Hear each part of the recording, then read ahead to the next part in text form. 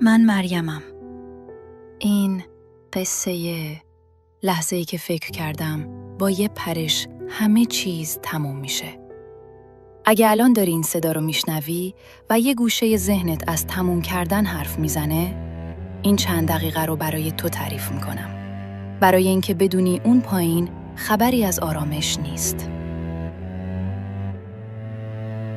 اون روز شهر زیر پام کوچیک شده بود. خونمون اون جهنم هر روزه یه لکه تاریک بین 1000 تا چراغ بود. صدای داد و دعوا هنوز تو سرم میپیچید. حتی وقتی دیگه روی پشت بوم بودم.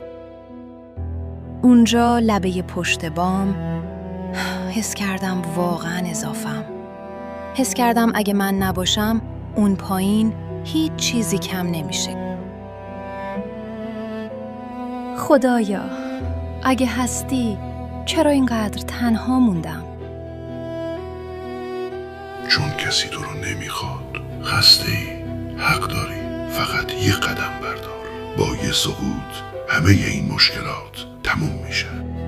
اون موقع فکر کردم این صدای خودمه. فکر کردم منطقم داره با هم حرف میزنه. همون منطقی که میگفت تحمل نداری، پس تمومش کن. اگه بپرم همه چی واقعا تموم میشه. آره، نه صدای دعوای تو خونه، نه مشکلات زندگی. فقط یه خواب عمیق بدون بیدار شدن و آرامش مطلق. دروغ قشنگ همیشه از حقیقت تلخ راحت تر باور میشه. من همون دروغ رو انتخاب کردم. چشمامو بستم و تصمیم گرفتم زندگیمو مثل خاموش کردن یه چراغ تموم کنم.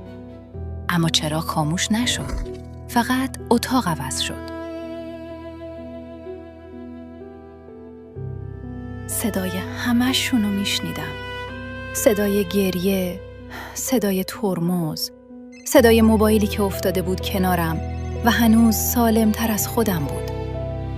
خواستم جواب بدم. فریاد میزدم. من اینجام. من زندم. تو رو خدا نگام کنید. اما هیچ کس جواب نداد. اونجا بود که فهمیدم من برای این دنیا دیگه صدایی ندارم.